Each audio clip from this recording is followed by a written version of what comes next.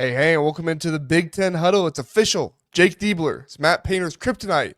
Okay, not really, but Diebler is now 2-0 versus one of the best coaches in the Big Ten, and we're going to break down one of the biggest upsets of the season as Ohio State takes down number 11 Purdue 73-70 at Mackey Arena. We'll look at all the key moments, star players, stats, evaluate where both teams are moving forward, and make sure you do like and subscribe for more game recaps. And don't forget, we have live episodes with guests at 10 a.m. on Mondays and 1 p.m. on Fridays Eastern Time. Also, check out our football channel linked in the description. First, let's get into the game recap. Ohio State came to this matchup riding a 3-game losing streak and facing the daunting task of playing Purdue in one of the toughest venues in college basketball, Mackey Arena. Things looked bleak pretty early with the Buckeyes down by as much as 16 points in the first half. They shot just 38% from the field, 27% from three, and trailed 41-28 at halftime. It was more of the same that we have seen from the Buckeyes most of this year. They only made 8 field goals and turned the ball over 8 times.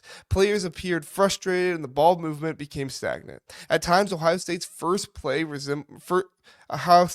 half play resembled Chris Holtmann's teams on offense. It was bad team basketball on offense, and on defense, Kaufman-Renn had his way with anybody they tried to throw in front of him. He scored 14 points, 6 rebounds, and 2 assists. Ohio State's paint production struggled, and the Buckeyes failed to take advantage of any of Purdue's 6 turnovers. Purdue, meanwhile, was the opposite. Great defense, 16 points in the paint, and 15 points off turnovers. CJ Cox and Micah Parrish did get themselves in foul trouble with both of these teams, getting 3 fouls in the first half. Parrish was mostly out of frustration, it appeared. Not so much, though, that he was selfish or anything like that, but it was more he wanted to make an impact for his team. However, the Buckeyes came storming back in the second half thanks to a 15-0 run late in the game that turned a 59-53 Purdue lead into a 68-59 Ohio State advantage with just 2 minutes and 42 seconds left. This run was powered by Micah Parrish, who had 17 of his 22 points in the second half, including several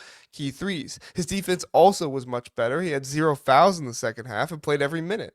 Purdue battled back, led by Kaufman-Renn, who scored 8 straight points, cutting the lead back to 68-67 with a minute left in the game. But freshman Junie Mobley Jr. hit a clutch jumper off a Parrish pass to give Ohio State the 70-67 lead. Devin Royal hit a free throw in the final seconds, and Ohio State shot 53% from the field, an impressive 48% from three. They also out-rebounded Purdue 28-26 after shooting 38% in the first half. Ohio State shot 67% in the second half, and Micah Parrish led the Buckeyes with 22 points on 8 of 10 shooting, including 6 of 8 from 3. He also added 7 rebounds. Devin Royal was huge coming back from being injured late last game by contributing 16 points, going 8 for 10 from the free throw line, also 6 rebounds. Team leader Bruce Thornton chipped in with 11 points, 6 rebounds, and 5 assists. On Purdue's side, Kaufman-Renn was dominant, scoring 26 points on 11 of 16 shooting and grabbed 7 rebounds. However, Purdue struggled with turnovers, committing 15 in total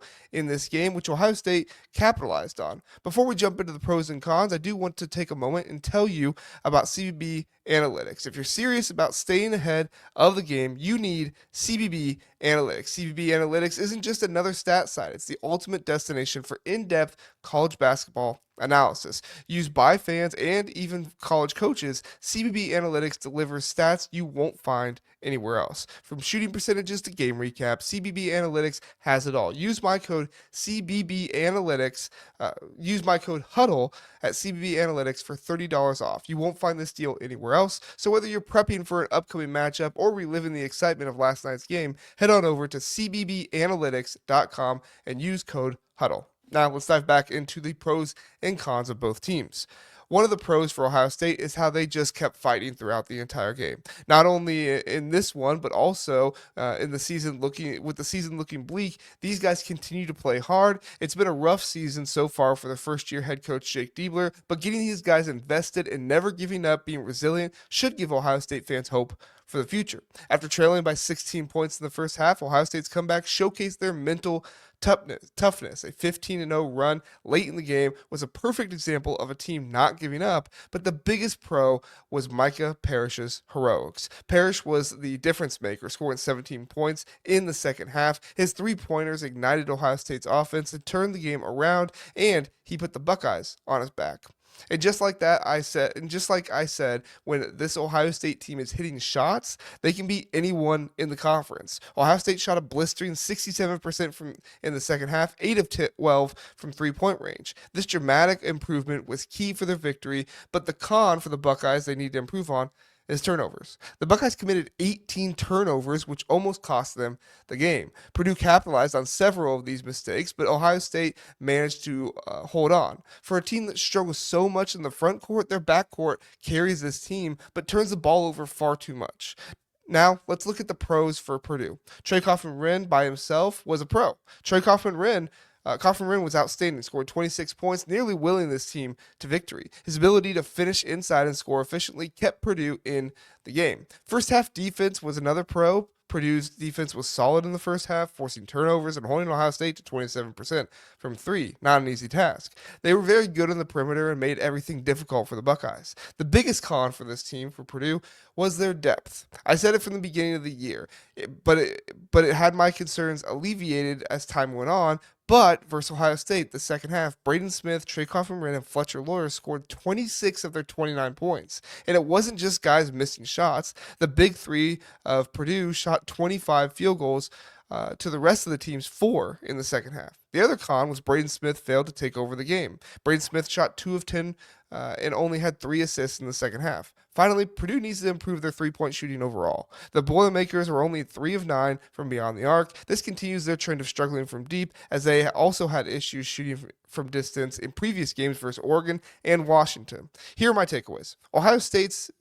For Ohio State, this win doesn't really prove they can turn things around in the Big Ten. When they're still turning the ball over and getting multiple players in foul trouble, Micah Parrish was fantastic, had a fantastic scoring threat, but the Buckeyes need to start playing better team basketball all game and not rely on themselves to live and die by the three ball.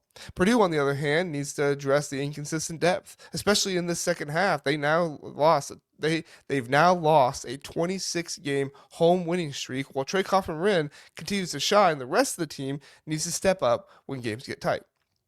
Ohio State now 11-8 overall and 3-5 in the Big Ten. Their win significantly boosts their NCAA tournament hopes, as they are now 3-6 in Quad 1 games and have tied for playing the most Quad 1 games in the Big Ten with Oregon. Both have played 9. Currently ranked 35th in the net, the Buckeyes are trending toward making the tournament as a potential bubble team. Their conference record puts them near the bottom of the conference, but if they continue to build on this momentum, they could earn a mid-tier seed, possibly around 8 to 10 range. That's if things go well. For Purdue at 15-5, 7-2 in the Big Ten, is still a strong shape to make the NCAA tournament. No concerns there. Despite suffering their worst loss of the season, they're ranked 10th in both the net and KenPom prior to this game. So despite this loss, you're likely looking at a 2 or 4 seed come tournament time. However, they must resolve this depth issue and the shooting issues to secure a high seed. Thanks so much for tuning in and watching this game recap from the Big Ten Huddle. Don't forget to like and subscribe for more college basketball content. Remember, we also have live shows at 10 a.m. on Monday and at 1 p.m. on Friday Eastern Time. And check out our football channel, linked in the description. Until next time, keep it locked in with us for all your Big Ten Hoops coverage.